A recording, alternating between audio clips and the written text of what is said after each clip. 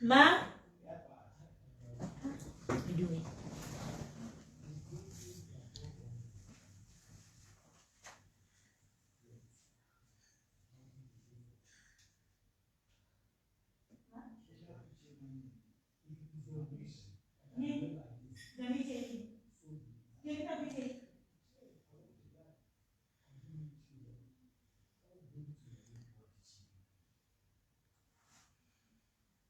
Hello guys, masquera say guys.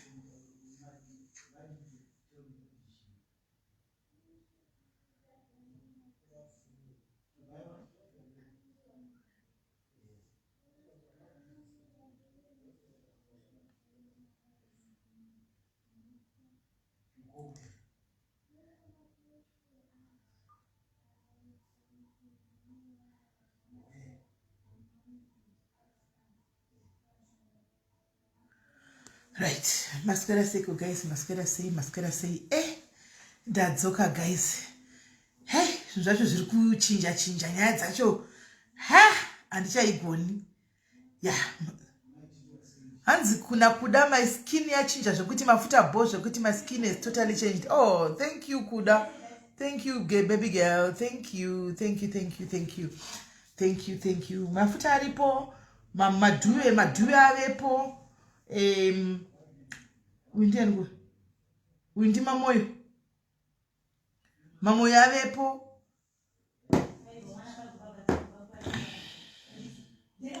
Shumba avepo. All right.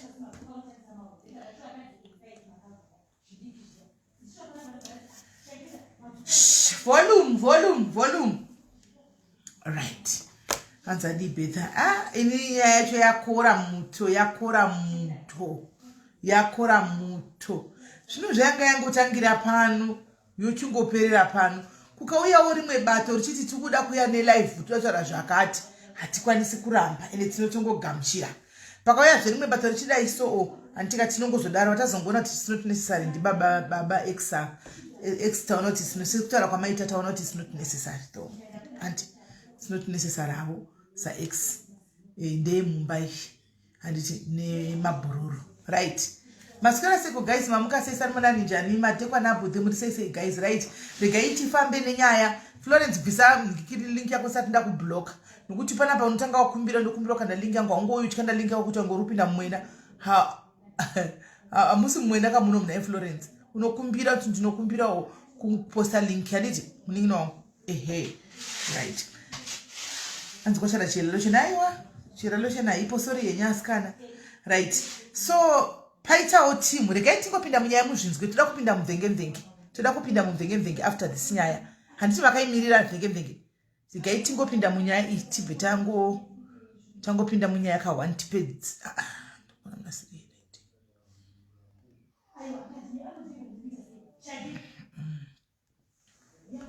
Regai munzwe nyaya zvisere.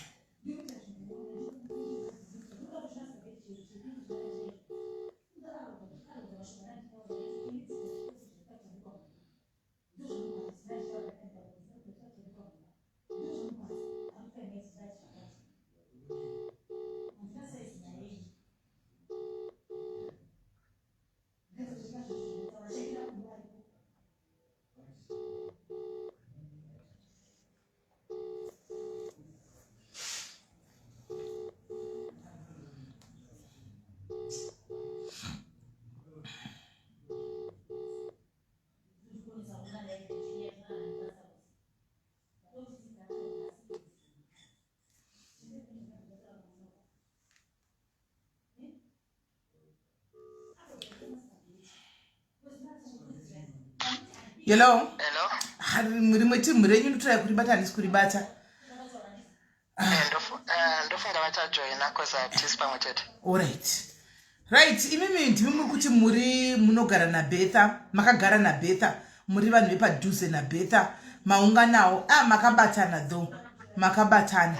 And ava ishamwari dzaBertha, vanga vachitaura naBertha, they've been communicating naBertha. Manje so. Manje so. Antika izvo zvazvo vakufona maindeta sei Ndomba kudropa. Makati mama. Ndomba vari kufona ndomba vadropa. Aiwa ndiri ready. Pandiana ari kufona. Ndeva anzani andiziva mwe vako. Okay, no, it's fine. Mugona kana kuti Eda tese, it's fine. Kuti Eda pasame call, I think. Haugoni kuchiva Eda iwe. Alright, again, tell so again, why Eda is. I think again Eda. Alright. Guys, mirai ndikudzei panapa nhasi. Kana usiri kufarira live iri kuitwa pano imboinda uzodzoka kana wauya ino yaunoda iwewe.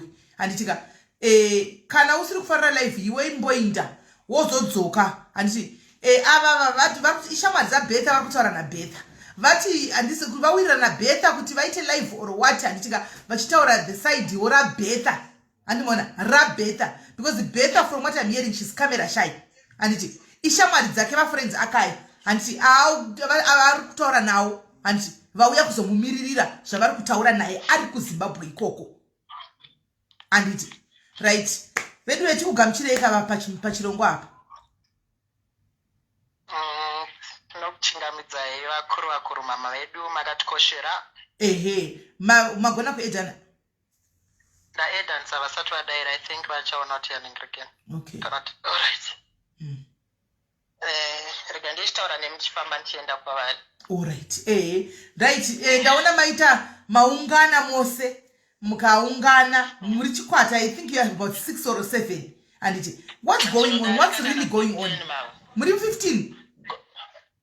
Tinodarika kana 100 basi rinozara. Serious? Ndikuwane kumasure kumanezi, right? Saka pakaipa. Saka pari kufamba sei? What's going on? Okay, so far from the information yandinayo inini kuside kwangu mama. Ndeyekuti amai vaBertha kubva totanga pana Susan akati kumba kwake hade vanhu. Okay. Hello? Alright. Takateerera. Susan akati hade vana vemunhu kudi because vana vanobhadharwa maintenance, vana nababa vo vakasiyana true. Okay. Vanobhadharwa maintenance. Bertha vana aivaendesa kuchikoro, anoafoda life yake Bertha. Anogara Pretoria East kana muchizivo Pretoria East murimo muno South Africa. Anoafoda life yake. Okay. So amai ava chirungu ripo ndichoti amai ava vari kurwadziwa naSusan. Because Susan most of the times aiti kana kuti Bertha akati atumire magrosari aipiwa muzita rani, aiswa muzita raoyo. Aiswa muzita Susan ndiaenda anotora oneta sei achinotumira pabosi. Hold on. Uri kuti Bertha itenga magrosari achitumira kumusha. Asi ainzi kana Susan ndianongoti chikafu chapera ivo ndoone vana vari ikoko vari kugara. Tumira chikafu. Okay.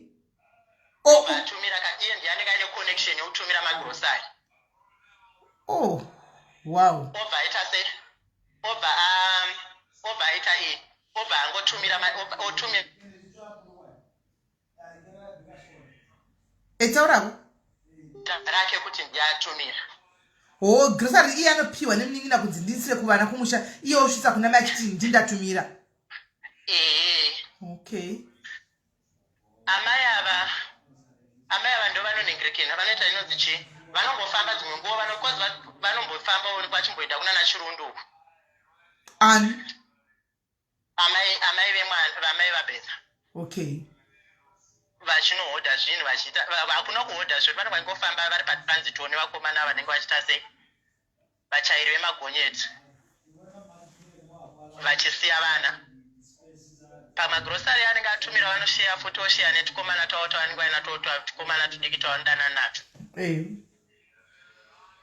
Vachisheya magrosari anenge atumirwa nani naBertha.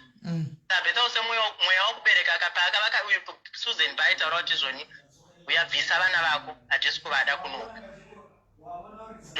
Aifanira kuvacollecta from last year but 1 ndoparaishaya mukana nebasa. Ndopaakabva azoenda izvezvi aenda mai vabva vatwaroda mombe yokuripa yokuchengeta vana. Ndobva vapiwa mombe. Ndobva abvunza kuti zvakwana here zvikanzi ndikuda chii? Ndikuda $100. Izvozvi paindapa? Izvezvi izvapa. Ndobva atotambidzwa imi muri kuinzwa here nyaya iyi guys mukunzwa kana kuti ndini tirikunzwa zviri wrong uri kuti Bertha paainda kuZimbabwe apa mama vake vakati ndiri kuda mari yangu yokuti ndaakuchengetera vanhu meaning kuti she was releasing vana kuti vainde naBertha ka vakatompa mapassport. Wow. Okay. Ndobva vazoita se ndobva vazochena Nyaya.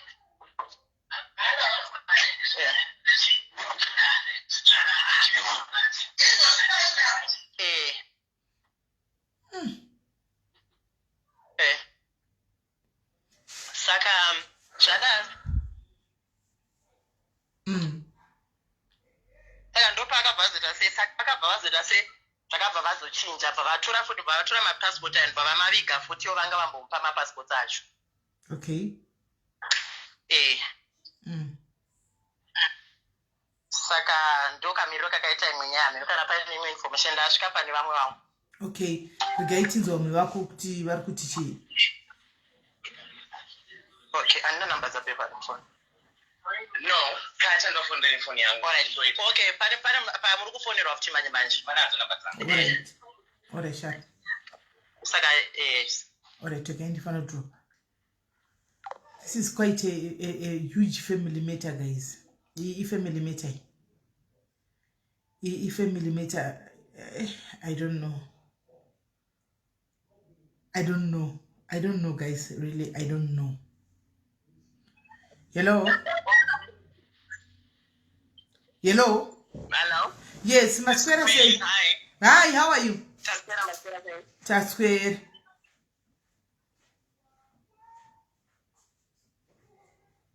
Hello?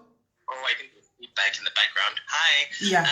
Ndrungo eda vamwe pa call. Just 1 second. Okay. All right, thanks. Or okay, so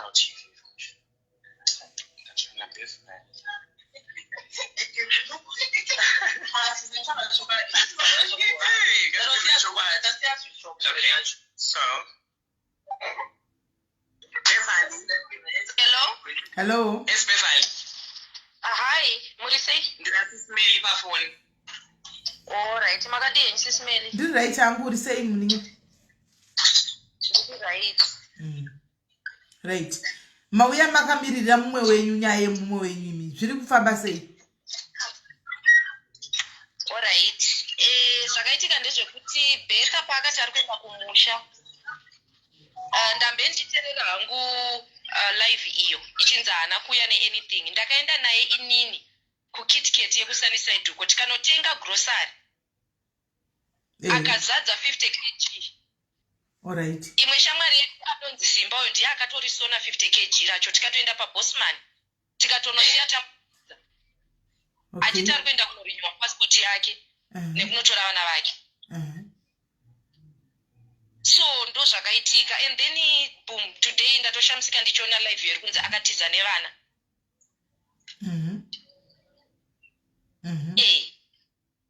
Saka imimi, do you think kuti iwewe seshamwari yaBertha, do you think kuti Bertha akatora akauya nevana vacho ano zvake zvinyatsobatana tanokwanisa kugara nevana? Haatadze nekuti Bertha ane salary, anoshanda kubasa kwaanopiwa salary monthly basic. Bertha anorenta imba yake. Bertha haaiti zvemadrugs. Kana zvichiita anogona kutorwa drug test muropa make toona kuti inowanikwa here. Nekuti Bertha wandinoziva inini ndane over 3 years ndichitamba naBertha. Bertha haaite zvemadrugs. Anoshanda, anomukira every day. Maweekends ari kunzi anoita part after part. Bertha sometimes anotoshanda maSunday. Anoshandira musaluni kuSobe uko. Kunovhurwa semall, kunovhurwa from Monday to Sunday. Offer midweek. Saka handisi kuziva kuti mapata anga achitarwa nasisi vake aya. Pamwe amene mapata anoendawo asino inini shamwari yake handizivi. Okay. Iwe ndiwe best friend yake? Yeah, as far as I know, yes. Okay. Wow. Right, Nyaya, guys, is taking a twist. Nyaya is taking a twist now. So nhasi iwe wambokomunicate because angari panapa before imimi angachitaura naye kuzimbabwe manje apa imi mambokomunicata ndapedzera kuseni pandaona that post. Okay, all right. Oh. Right. Saka iwewe right seshamwari yaBertha mtotsei mama wacho vakatarisa kana kuti sisi vacho vakatarisa mashoko aungada kuvasvitsa handiti concerning Bertha nenyaya yevana yacho iri kunetsa ndeapi kuti vazivewo zviri kuitika mai avo ndeapi?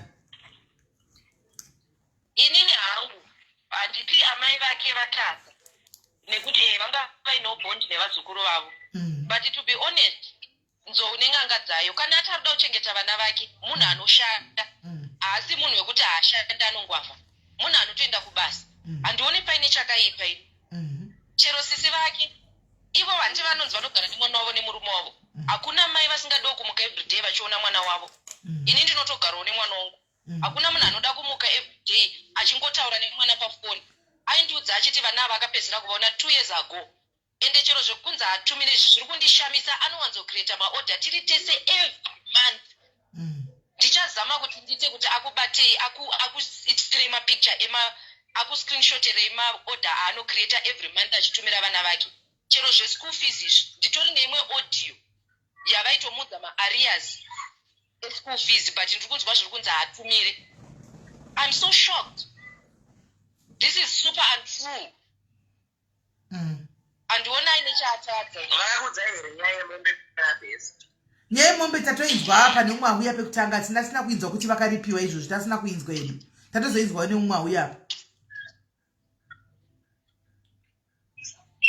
Kuti vakamubhadhasa mombe ichiredzwa. Imimiwo sisi meni. Tiri vanhu vatema isusu. Chivanhu chinoti mombe ichiredzwa inobhadharwa neakachengetwa here kana kuti naamai veakachengetwa. Inobhadharwa nani? Mombe ichiredzwa. Wabvunza zvona iri jipu. Mira, wati SIS MELLY mombe ichiredzwa inobhadharwa kana mai vakachengeta ndizvo. Kana kuti namai vakachengetwa. Wati chi? Kuti imimi mune mwana wenyu mubhana wenyu ane mwana wake. Imimi mochengeta muzukuru. Mombe ichiredzwa inofanirwa kubhadharwa nemubhana wenyu here kana kuti nemuzukuru uyu. Nemuzukuru kana akura. Ndo imwe nyaya iyoyoyo. Anga achinzwa nemombe dzari kufanirwa kuripa dzekuti akarererwa vana. Tikamuti kwete chivanhu achifambe chichidaro. Chiredzwa chinobhadharwa nemunhu akachengetwa nemari yefirst job raanowana. Ndo zvanga zvichimumisa kuti atore vana all this time because anga achitya kuti haana mari yemombe 2 nekuti vana ava. Hello. Hello. Ndofunga mwako anga chidoni. All right. Saka mombe i2. Vana i2 saka anga achinzi afanira kubhadhira mombe 2 kuti akwanise kutora vana a. Iye ndo zvaari kuti ndo zvakamutorera makore ese aya kuti atadze kuvatora. Hey.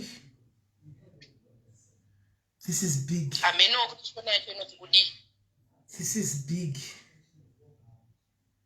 Wow. Kutaura chokwadi ndinoda akanganisa. Not because yeshamwari yangu but hapana chakamboipa. Chero akanzi ana mapepa. Alright, anga achishanda sei? Tobe is a big salute. Yekuti haukwanise kungonoshanda nemapepa ekufoja. Anga achishanda sei all along asina mapepa. 1 2 nedhudhula dziri kwedzi sei anga asiri kubatwa kana asina kurongeka. Zvikambonza vana mapepa vese asi vana zvaakuzotaurwa kuti vane mapassport. Kose nyaya yacho yakungochinja. Kungofungo kwangu nemanzwiro wandandiita palife. Nyaya iri kupresentwa zvisiri zvechokwadi. Kana vainavo mafamily grudges handizive but zvimwe zvavari kutaura apa zvizhinji zvacho it's not true. Wow. I need a friend like you. I really need a friend like you. Yachiita mouthpiece yangu. Zvakaoma zvakadaro iriko vakomana ndasingafunge kuti mafriends akadai achikoini. Ndandisingazvifunge. Yeah. Saka mombe dzacho akatobhadhara here. Mumwe uyo ari kupinda. Tapinda. Yataurako. Continue kupefani. Awa ndandichitaura nyaya yekuti inini handione Bertha ine chaari kukanganisa nekuti Bertha anoenda kubasa kwaanotambira salary, basic salary. Yekuti A stable salary. Mrs. Melly mukamudza kuti akutumirei payslip yake, you see kuti she's a fit mother. Ende chero akanoitwa drug test. Ane salary. Bertha anotambira salary, kungoti tiri hedu pakoi hatingazotaure salary yake, but Bertha anotambira salary inodarika vamwe varume wakuru. Saka she's a fit mother. She is. Zvekuti ari documented or not. That's nobody's business. Vana mai vari kutotiza vana vavo, iye ari kutomira nevana vake. Does it matter? Really? Does it matter munhu ari kuda kuchengeta vana vake ari kurwadzirwa vana vake? We don't know what those kids were going through. Vana ivavo, ko kana varivo vanenge vaudza mai vavo kuti tinoda kuenda nemi, vomanikidzwa here kunzi garai nambuya.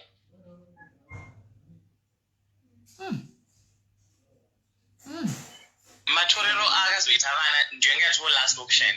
Hapana munhu angatotora vana vake that way unless if things zvisina kumira mushe. Exactly. That is something we need to consider. Exactly. Paakatanga kupresenta nyaya yake, hanzi mama vakachema vakati haunganditorere vana vangu. Inini ndikatofonawo ndisiri kuziva kuti vari pakati pekunetsana. Ipapapa I think ndimari mwezuro vakatondituka vakati ndimurita basa rekufurira mwana wangu imimi kuti handirwadzisa handichemedze inini. Ndikatoti makadi henyu mama, ko chii chiri kuitika? Ndobva atondikata foni. Pandatozomutextira ndikati is everything okay? Akati mama vatanga vari kuita madrama, havasi kuda kunditore vana. Tikatombomupa diku vasiya, akati no, ndoda kuenda nevana vangu.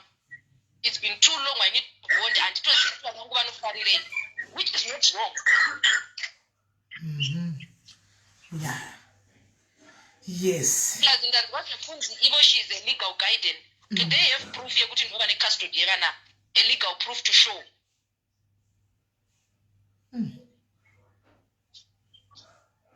Kana iripo. And publish vana and publish that was a very wrong. Ini now Smelly ndaida kungotaura kuti mukoma wangu mwana wamai vangu andozvarwa naye. Chiro ndingavenda kanganisa kuri kunzi vana vatorwawo nenzira isiriyo. Ko zvekuzondinyora kumafacebook uchitaura kuti handina mapepa zvichineka kuva kana mukati kana kwakutokuparadzana paukama. Ini ndinoona hangu kuti nyaya ikai isina kubvara yashambadzwa kudini zvaita. Asingafaniri kunyora kuti haana mapepa, tichi ko zveungochandro rake zvaakuudza Zimbabwe yese nepasese kuti izive is it necessary zvine chekuita here nekuchengekwa kwevana kana kukanganisana kwavo. Atora mapersonal issues akumaisa panyaya yevana. That was so wrong. Guys, mashoko ataurwa nevana vari deep panapa. Mashoko ataurwa nevana vamukateerera henyu ari deep zvekudaro mukadzamisa pfungwa anenge ari deep. Asi ifamily matter manje. This is a family matter. Imimi muri mafriends ngatibatsiranei panapa. Imimi muri shamwari yenyu Bertha munomira naye chiro zvikadini. But now there is mai vaBertha, there is sisi vaBertha. And let's say, and it's ndo zvinoitika. Let's say paitika problem au yakunoko yekuti arwara. And after all this is said and done, anozodzokera kumba sei? Poitwa sei? Chokwadi chiripo Smelly ka.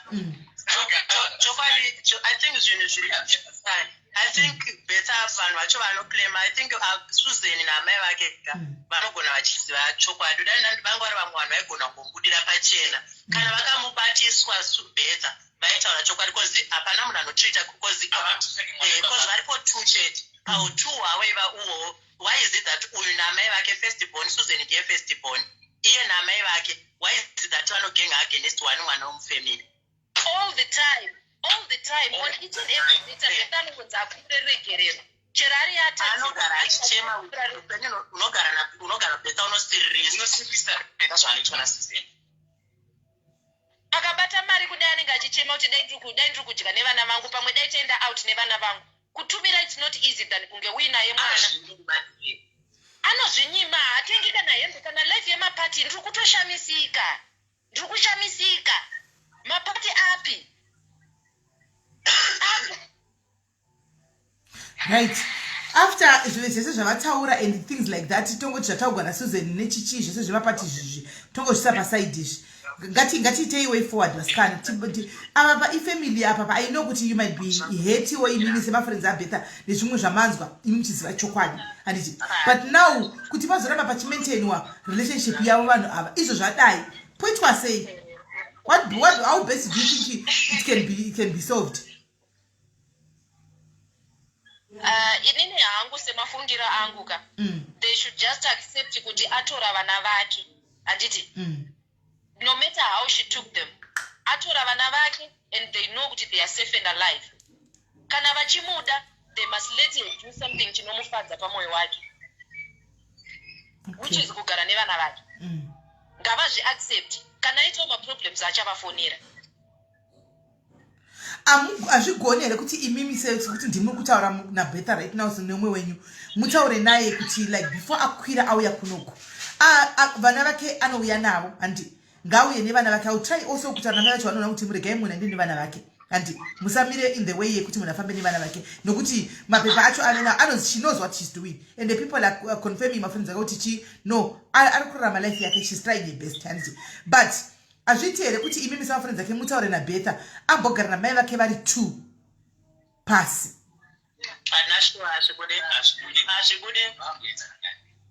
no you know why I'm saying that I'm saying that because munozviita upenyu vasikanaka anouya kunoku mangwana ndi osvika kunoku ka opota kana kuti urwere chako chaiko zvakunidha family yake panozoita sei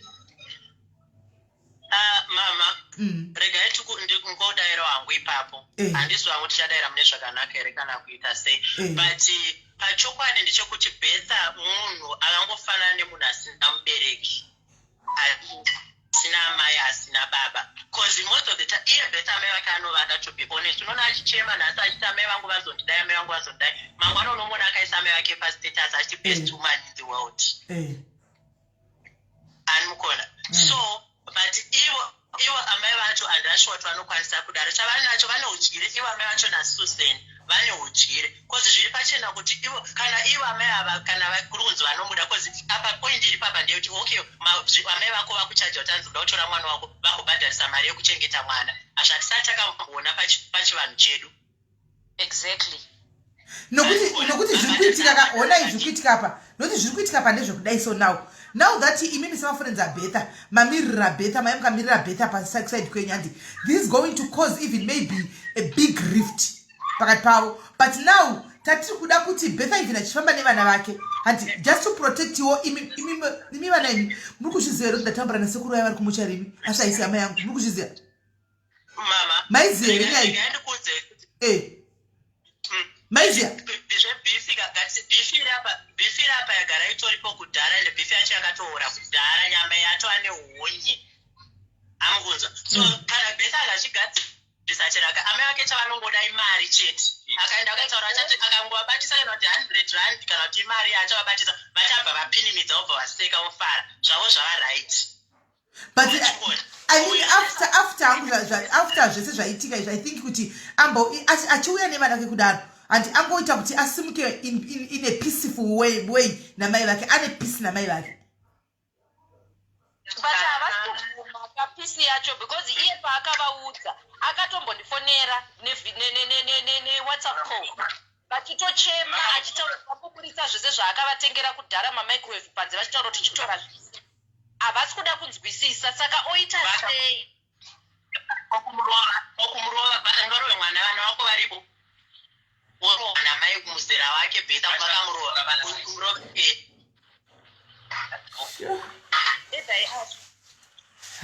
ina handiziva hangu kuti kuZimbabwe hakuna mutemo here kudai kune mutemo unenge iri kunoku I think zvingadai zvakatopera kudhara izvi handashuwa kuti kune mutemo shemu in every country not that funny because izvezvi kana pamutemo chaipo chaipo amai vacho amai vaBertha havana right yekuchengeta vana vaya munhu ane right ndianesi unless kana amai vava standing parents vapirwa right kana kuti Bertha hanza hafu right ndinoda kuita so ndinoda people are talking and I want to bring in people mubvunze zvamukuda kubvunzana kutaura zvamuda kutaura kushamwari handiti shamwari dzake dziri pano vari 4 up handika kana 5 or 6 ameno imimi mofona handika toonesana panyaya because ini chandi kushuvira ka Bertha ngauye ine peaceful way kuno kune vana handi asazoya kubhena mabridge namai vake hanimona zvikuru sei pana mai apa ndo pane nyaya yangu ipapapa hanimona ndo pane nyaya yangu because mai vanogona kumusungira play zvokuti anogona dachika kunoka uku zvinhu zvikatomubhejera zvokudaro vasikana moziziya here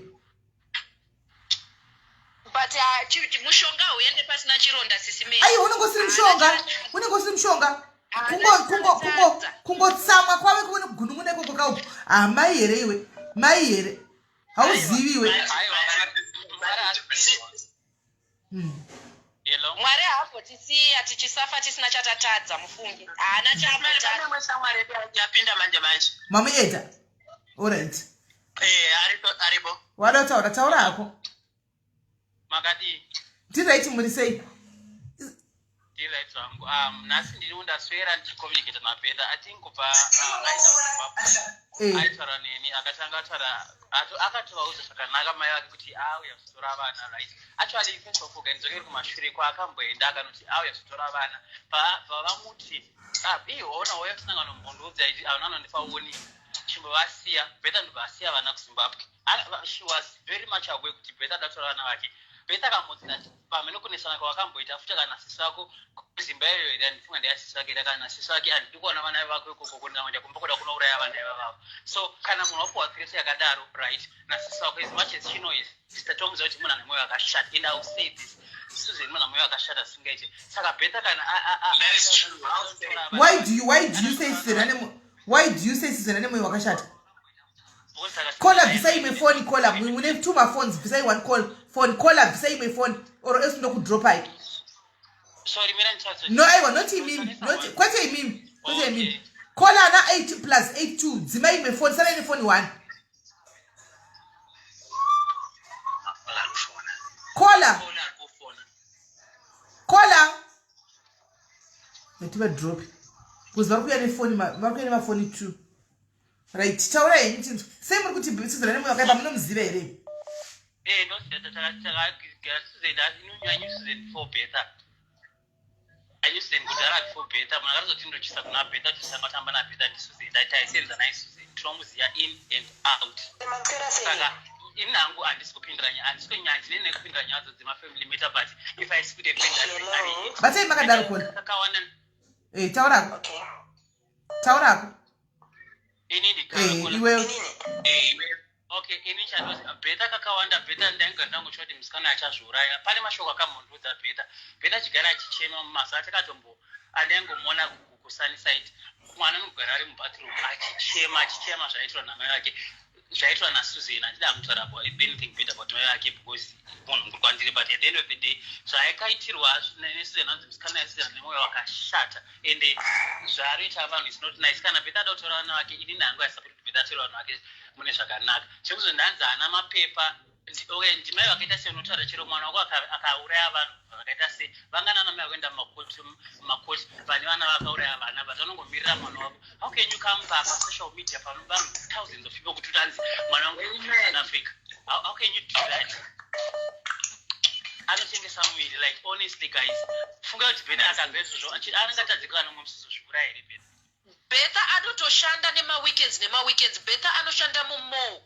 inovhurwa from Monday to Sunday Bertha haaofi maweekends Bertha anoofa midweek maybe Monday or something sometimes haatoofi saka anoiwana kupi nguva yekutengesa muviri exactly munhu right regai tinzwe vari kufona kola hello maswera sei SIS MELLY nemadiaries ndaswera maswera sei alright pamabwita live ndanga ndiri palife ipapo inini hangu 2 cents dzangu dzandiri kufunga ka I think of course Bertha ndimai vevana handiti ane right yekuti atore vana vake achengete vana vake but manzwiro anoita kuti mai ndo vakachengeta vana vaBertha kubva vaine 2 weeks vachiita sei handiti ka Bertha angaifanira kuenda pasi unotaura namama wake zvakanaka kuti apiwe vana mune zvakanaka musina kuchinjana mashoko kana kuita ane way yazoita yemuba vana I think dai mama vacho vanga varamba kuvapa vana I think kuna natete kana ana sekuru hanzvadzi yamai kuti nditaurewo namama iko ndaane stable life ndakuda kutora vana handiti. On the other hand also ndofunga kuti mai vanga vane bond already nevazukuru vavo handiti, and ava mai ndoko vari kunyazoziva life inoraramiwa nemwana wavo kuti yakaita sei. Maybe vanenge vachiziva kuti in future nekuti one akaita mistake pekutanga akazodzokiswa kuchikoro akaita zvemistake kechitu, so maybe vanenge vasisanyatsomubilive kuti anozonyatsogona kuchengeta vana vacho here, vakutyiro uri chii future yevazukuru vavo uri nekuti vava nebhondi navo zvakanyanya. And the other thing also mafriends aita basa auyawo kusikotaura side ka, but handifunga zvanga zviri appropriate for mafriends kuti vauye palife right now vachisikobhasha imwe family, because nyango zviite sei shamwari dzinotida tichiri fiti kudai, but kana tazosvika chiyapoka panguva yakaoma mai beta namai vacho vanofanira kutotora reason wevanenga, but mafriends vakutowedzera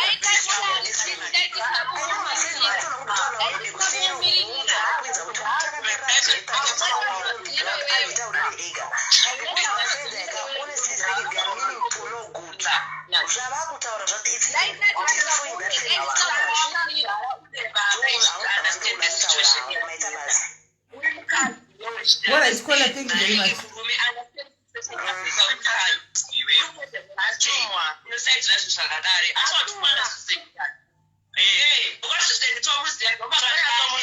are 10 minutes away from Susan. We know Susan.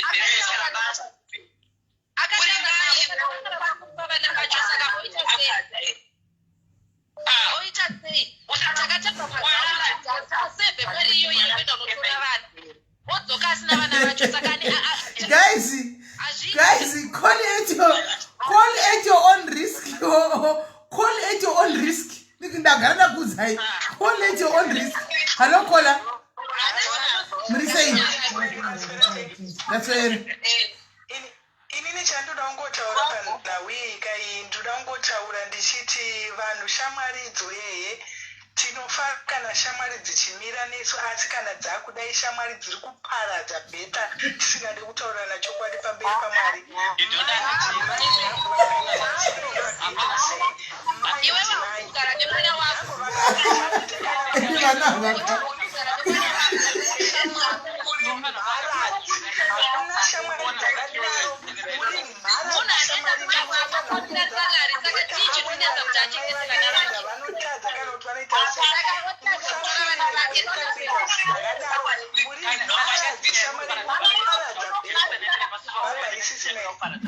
Azviri pano bono babai.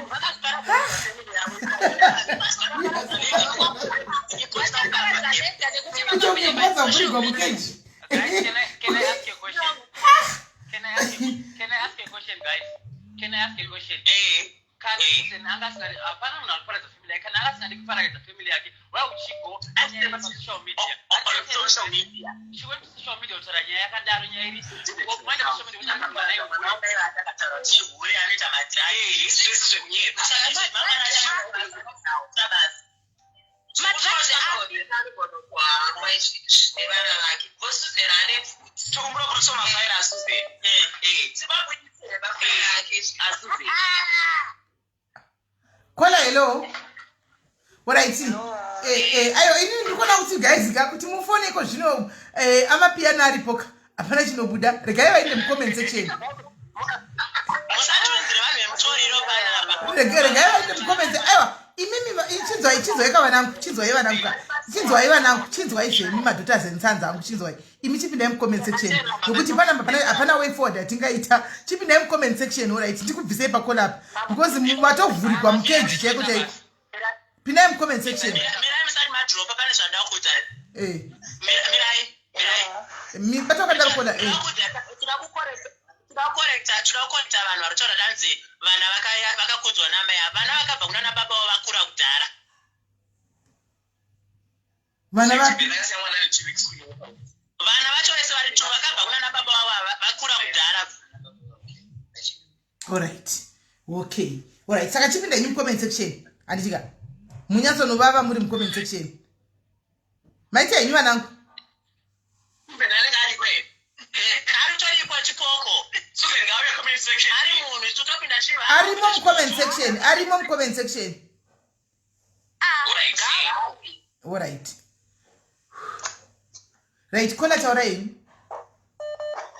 Simeli ndi unazoti kubva nhasi kusvika kare ine hangu kusaidi kwangu chichinonzi friend handichatindi aya asi mafriends ari right ari kuputsa musha ari kuputsa family yevamwe vanhu havana kukakura kukwana vanhu ava bhozi chichinonzi mai chinhu chakakosha mai ukaona matara vaita masikati palife aya asiri right ike zvine zvinova vari kushaurwa nomwe mwana ane mubereki wake ana mai vake ende akatosiya vana kumusha kuna mai ndarwadziwa Simeli inini ndinochengeterwa mwana namai vangu handiti vakatondiudzwa kuti mwana wangu mwana haona akonoenda naye ndinoziva munhu mukuru anoziva zvakanakira kuti mwana akure netsika dzeright kana kuti akure maoko mavo nhasi mai vavo vozoshata zvokutadza kuchengeta mwana wavo asi akarerwa akakura mafriends aya haatombosiri right kana marirabishi ini danga ari mwana wamai vangu Bertha ndatomuudza kuti no more danga iri hama no more mafriends akadai so anokuparadzanisa nemhuri Saka imimi apapa now I mean like what do you think can be the approach ingaitwa na Bertha kuti abve at least kuZimbabwe nevana vake in a peaceful way ari mu good books na mai vake? No, Bertha ngadzokere kuna mama vake zvikuti vafriends anoti chingadzokere kuna mama vake anokumbira mama ndokumbira uregerero mai vakati hakuna zvanobuda uye akaita hakuna zvanouya akaita muno muSouth Africa hazvina mufaira 2 weeks 3 months but kumberi uko kako achazopfugama achichema bhozi mai chinhu chakakosha mai ndo vakabata mbereko yezvinhu zvese ndiri kuona vangu vari kuchema mucomment section vachiti dei vangu vari vapinyinda pavo vana ini somwe chikutonamata kuti mwari ngaramba achirambisa vana mai vedu tigone kuvaganogara nevana vedu ende friend yangu handiiudzi kuti mai vangu vanditi zvakati mai vakakosha mafriends kana right alright thank you very much Kola 1 minute guys toda kupinda pamveke sanga tite 1 minute chete hello Kola yes Kola muri sei tiri right ini nawo ndinongotaura kuti Bertha aita zviri right atora vana vake asi kuti bedzi mafriends ayo zvaakutaura pamusoro pamai dai vangomira nenyaya iriitika pane zvimwe zvikwete kutaura zvezvikomba zvemadrugs ipapo ndo pavari wrong chete dai vangomira nenyaya iripo pane zvinezvi nekuti Bertha akatora wana ende Bertha matorero akaita wana haana kuba vana ari kunzi akakumbira amai vakaramba ende sisi vake vevai varatidza kuti ndivo vanotonga vanonzi Suzeni veve ndivo vanotonga bhosi ndivo vane mari tese tiri mumasituations akadaro ekuti kana ane mari ndiye anenge achiwira panguva iyoyo sisi vangu vane nguva yavo vakatomborira kuna amai vangu ndine nguva izvezvi ndiri kutorira mai vangu vanotodai nyika nekuti pane zvinhu zvinji ndine mari ndindokwanisa kuvapa tushuga ana mai vakadaro vakazara variko kuti ane mari ndiye vanenge vachitonyengerera bhozi vanoziva kuti inini wakanditamba rafu hapasisina shuga ikuya hapasina anything chiri kuya izvezvi sisi vangu naamai vangu havaonani but vangu vari tsika netsikiwa mai vangu neni tiri mafriends ekuti haminami because ini ndakupota ndichivatumira tushuga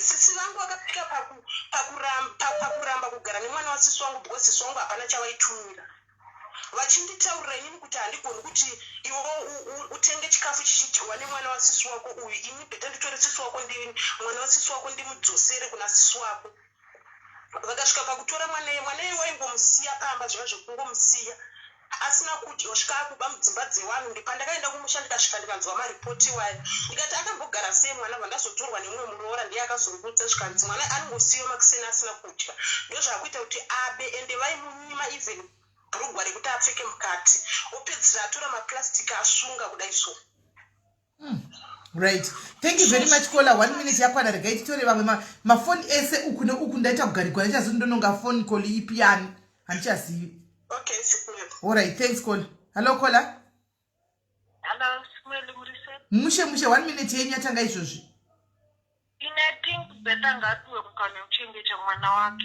kana azofeilawo ozovadzosera kuna mai vake ndawani mamwe mastreet kids anogara nevana vavo murodwa but now chavepo manjeri chekutika parikuda strategy yekuti Bertha asunge zvakanaka kumboko anofanira kungoenda kuna mai vacho mimi mukataura namai vacho omupa vana vake asi vabva vamupe chance yekuenda vana vake. Munhu wese anodeserva that chance. Ndizvozvo. All right, thank you caller, thank you very much. Yeah, hapana kumira mushi. Hapana kumira mushi. Hello? Hello, caller. Hi, SIS MELLY. Yes, caller. I think Zera Redu Tambonetsa na Pepe. That is an case is just too complex, man. And I never name with face. Varai case him see 9. All right, Pakanak. Thanks. All right, sharp. Right. Hello, caller. Right. As the case is too complex, gati varai case itinde pane Nyaya. Caller, hello. Hello, Mary. Muri say. Madi. This is right, muri say. Ingida ngotaura panyaya yevasikana chiwapo. Nyaya iyi munhu asina mafamily problems or situations angazvinzwisisa. Munhu ngaagare nevana vake. Kana munhu asangana neproblem yekuti inozonida family, why are we wishing bad kuti kana azosangana nezvakaipa? Why can't you just wish a good things? Kuti I hope zvinomufambira zvakanaka nevana vake. Kuti kokana tikaisa muromo wekuti kana akasangana nezvakaipa takutoisa munamadzo yakaipa muupenyu hwake nevana vake. Let's wish a good things. Kana pane chazoitika zvozotangirwa ipapo. For now, better ngagare nevana vake. Chichazoya chinomuwana ine vana vake vachidyawo madanoni, vachidyawo mazepe. And vanhu havasikuandapedza kuti she has been trying kutora vana vake for so long. And this was the only solution yekuti abe vana ende navo. Because aiva nyimwa.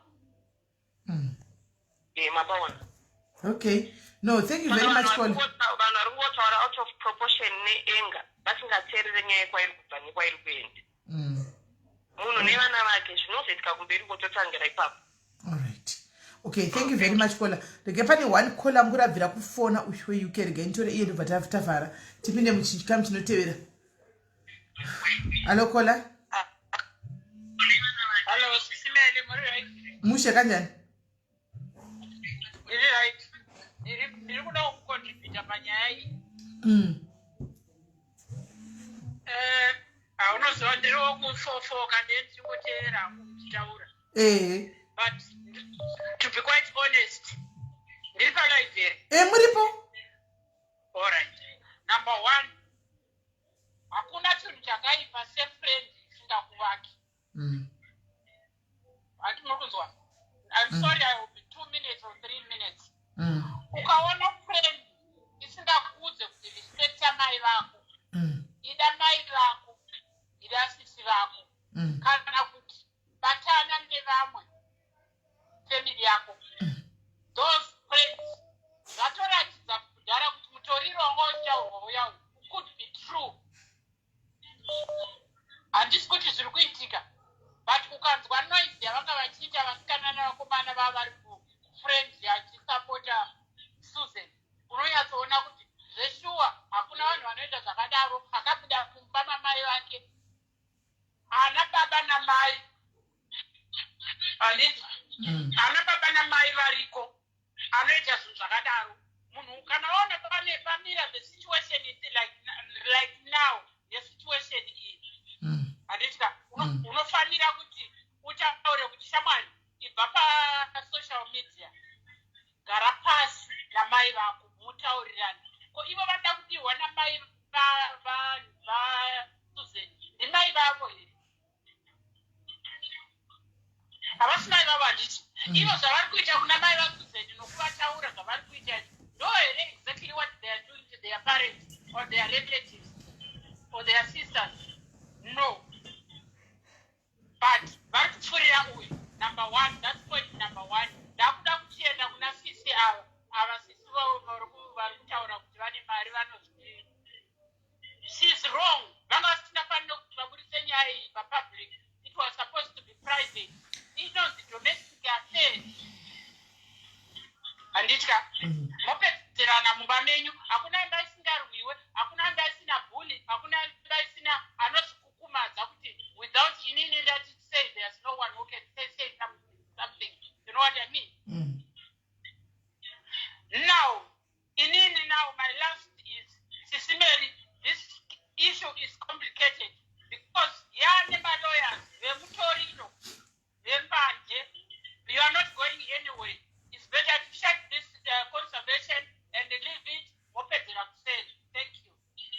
All right, thank you very much. Hey? Thank you.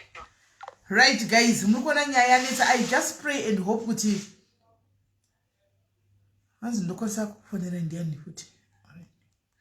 I just pray and hope kuti before Bertha simuka nevanaka paite communication kanongoitika between iye namai vake so that amai ava munhu mukuru havana basa navo vanotaurwa navo anditika vanotaurwa navo ndimai vanodzora mwoyo kuti vasunungure mwoyo wavo mwana afambe nevana vake auye nevana kunoku vanotaurwa navo amai. But I'm just praying, my friends are better. Please, Vanangu, just help me.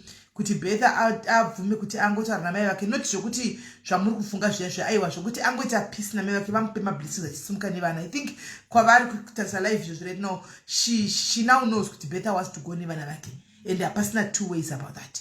She has to let go of better out aende nevana vake animaona. So hey guys, doing yanga iri pana my friends angatiwo toda kuyawo tiitewo timirewo tinoziva vese from the vamawasheti takatoa kuti tizive Bertha takamuziva Bertha nekuda kwasisi vake ndo patotomuzivira saka pane platform yemunhu wese anenge auya achiti achida isu hazvigoni kuti watora umwe urambira mumwe watora umwe urambira vamwe handigoni kudaro especially iri zvazvitonera handigoni kudaro animaona.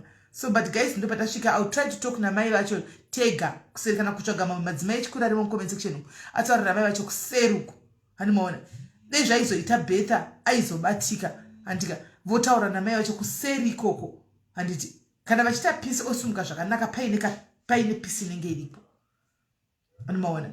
So right guys, stay tuned, don't go anywhere andika takudzoka peace indangoshuvira dei anga pangotwaka peace kuti asimuke paine ka peace animaona pekuti mai vachitaura kuti alright enda kune vazukuru vavo bye bye handichimaona vachingobhabhaisa vazukuru vavo achisumuka nevana zvakanaka handimaona ndozvika zvandiri kungoshuvirawo izvozvo handimaona right.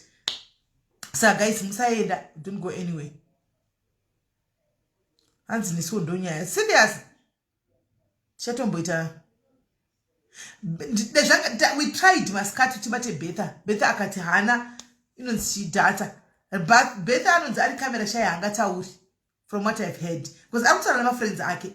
Bertha is talking to her friends animona Bertha akutaura nama friends ake saka I think she's got her own reason akutaura nama friends ake zvanga achitaura apa zvichitaurwa neshamwari dzake zvinhu zviri kutobva kunani kuna Bertha animona saka ndo Nyaya inenge iripo.